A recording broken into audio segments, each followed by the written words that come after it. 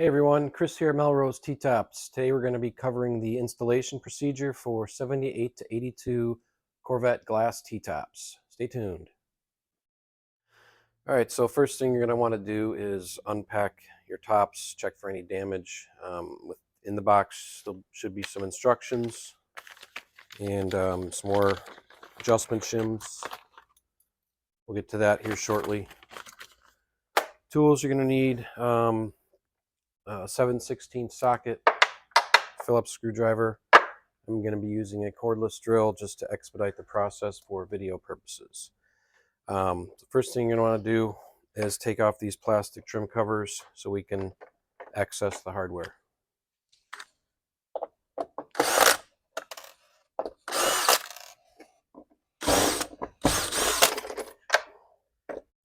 Alright, so we got all of our hardware exposed.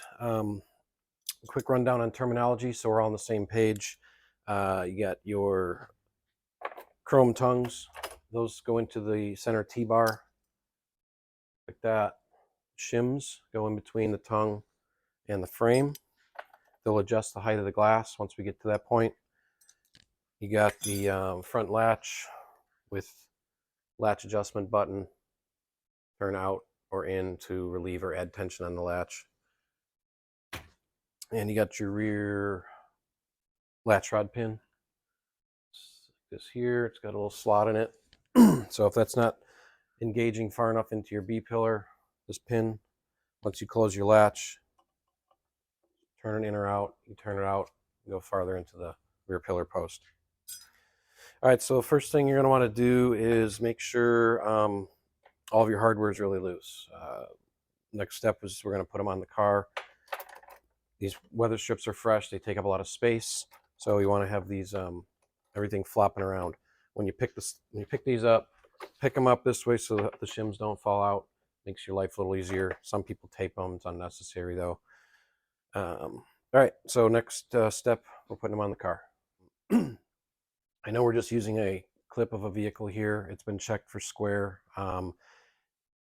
For your car, you're going to want to make sure the tires are all in range, within a few pounds of each other, and the thing's not up on jack stands.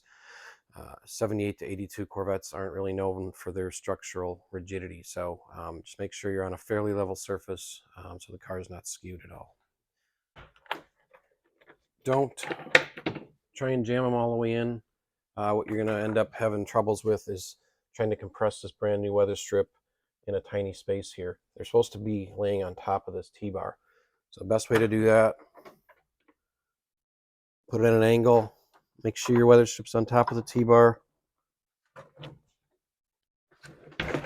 then push it in, drop right down. You might have to wiggle this front latch button a little bit to get that to line up.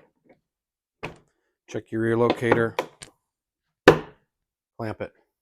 From there, unclamp it halfway so your pin stays still engaged back here. And now what you want to do is do your center gaps. Right now we got a pinky space back here and not much up here. So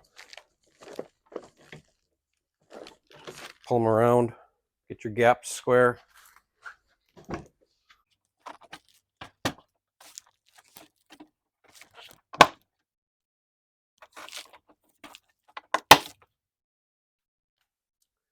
That's pretty good there. From moving forward, now what you want to do is tighten all your hardware. That's going to let us know where we got to add or remove shims.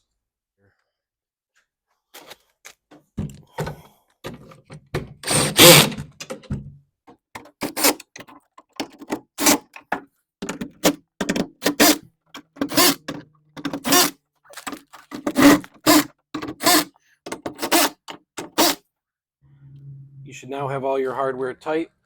It's kind of hard to see with the reflections and the darkness of the glass, but we're a little high up here and a little high back here on the driver's side. So what we're going to do is remove one shim up in here and remove one shim back here. It'll lower this and it'll lower this.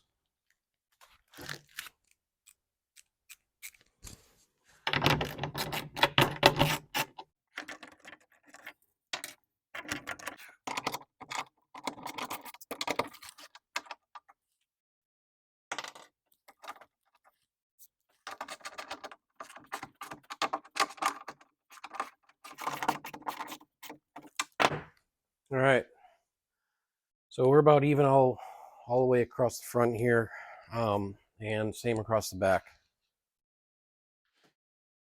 Important note, glass tops don't fit the same as the fiberglass tops. If you've had fiberglass tops your entire life, they sit pretty much flush. Glass tops were designed by Chevrolet to sit up off this stainless trim. Keep in mind, these cars are now over 40 years old. They've had windshields replaced, restorations. Not all the trim goes back on the same. These distances might fluctuate car to car. You might have a smaller gap over here than over here. That said, you do need to maintain at least 1/4 of an inch of space in here. It's the way that just they were designed. They didn't want the glass contacting this while the car was driving and possibly snapping the glass. Other things to check.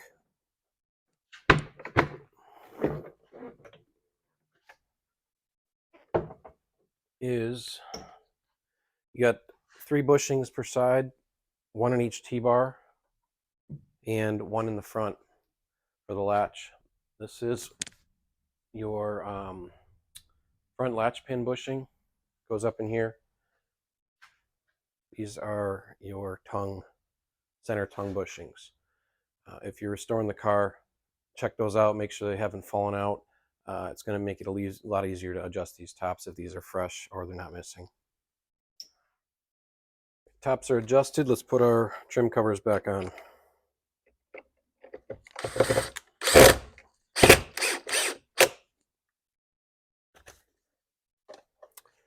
Two latch cover screws. This hole does not get a screw.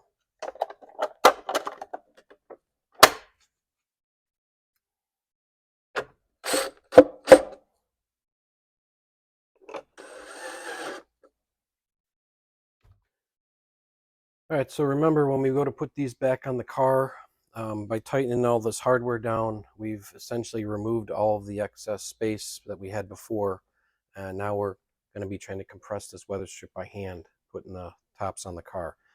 Same with your latch. If this is harder to latch now since we tightened this down, you're going to want to take and turn this button inward, decreasing the space. That'll make it easier to latch back here. If it breaks in over time, you can turn that button back out and add more pressure.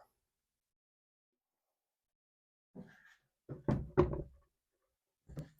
right, so remember, once you got all this stuff tight, you're going to have to make sure that weather strip's on top.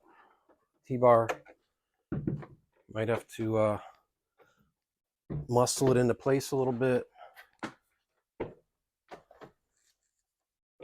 until this weather strip breaks in. It's like getting a new pair of shoes. It's just got to break into the car a little bit.